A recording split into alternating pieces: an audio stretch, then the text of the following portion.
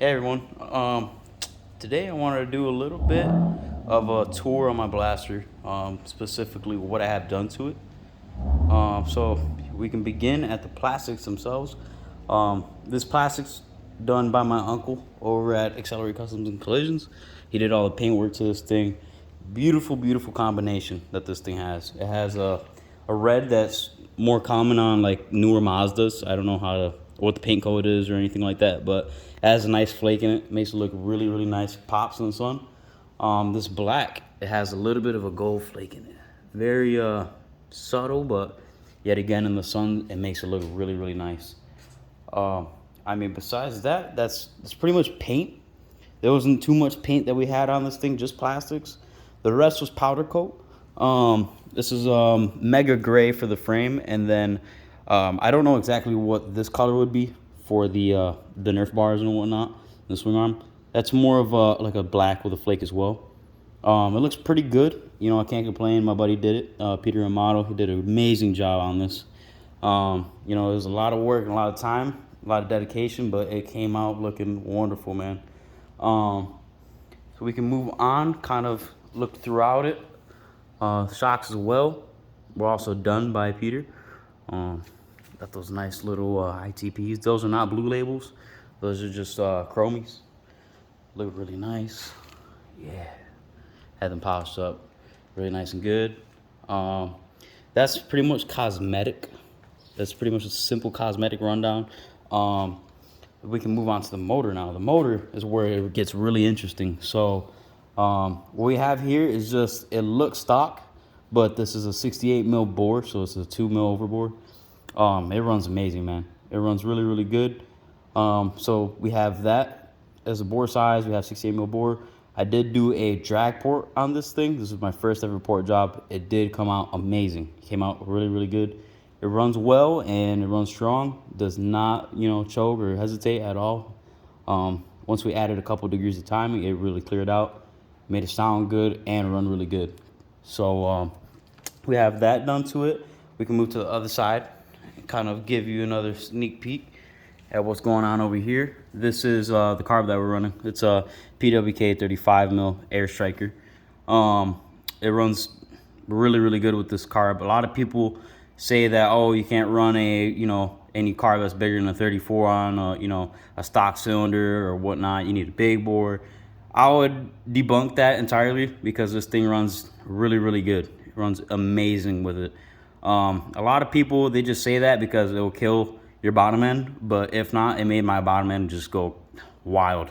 It went bananas, man, once I already got this thing running with this carb. So this thing, it runs really well with that carb. I do have a lot of top end, a lot of bottom end, and a lot of mid. It could be from the combination of the drag port and then my pipe as well, which is a FMF Gold Series with the shorty. Runs good with it, but besides that, I don't know how to explain it well, but I mean, if you were to ride this thing, man, it's a monster. So I'm pretty happy with what I get out of this thing, man. This performance is amazing.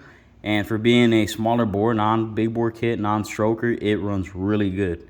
Keep up with some Banshees here and there. But besides that, I mean, this is one sick blaster, one fast blaster. Can't get around this thing, man. Besides that, that's kind of engine work. We kind of look around here. We just have, let's see, what else do we have? We have the front end conversion that we did was for the second gen brakes. So we just threw our old hubs back on there on our other project bike right there. Get that running hopefully pretty soon here. But besides that, we just took the brakes off, and that was our donor quad. So we said, you know what, screw it. Let's just throw them on here. It runs a lot better, and once we have all that power, you really, really want to have some good brakes on this thing.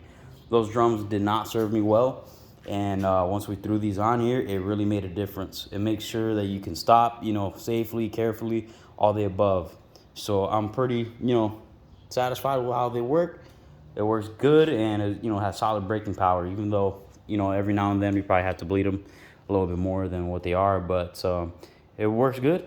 Can't complain. On the back here, we do have the original mechanical brakes, not hydraulic whatsoever.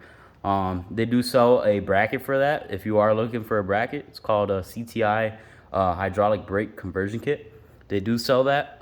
As a full kit, I believe it's like $330 if I'm not mistaken, US. So you could pick that up if you really want to get some hydraulic brakes on your first gen.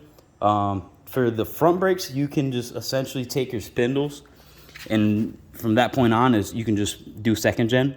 So that right there will make it a lot simpler.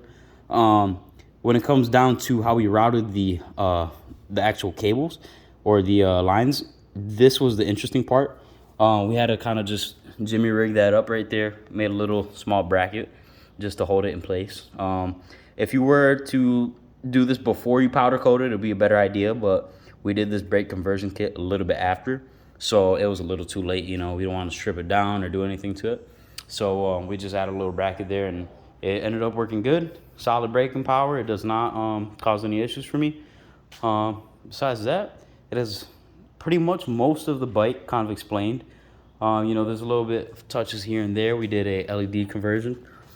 This one I can just wire it up just to the original harness. That's what I did, just chopped out one of the cables and then just routed it from power to ground. Works good. There's no low beam, it's just high beam. But typically people don't use low beams on these bikes anyways. They just kind of go straight for high beam, which works okay, you know. Besides that, I mean, pretty much stock, you know. I did look through this harness. It looked okay. Was a little bit of, you know, things here and there that we did have to chop out or add in, or fix grounds or whatnot, what have you. But yeah, it looks amazing. It works great.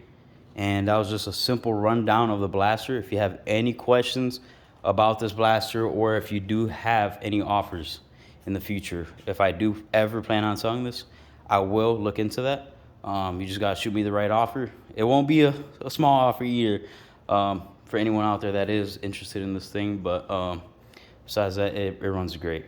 It runs amazing, and you know, I'm proud to have this. This is by far the baddest 89 blaster or blaster I've seen in a minute, and I'm happy to own it, you know. So thank you guys. This is a simple little rundown of my bike, and I hope you guys enjoyed it. Appreciate you guys.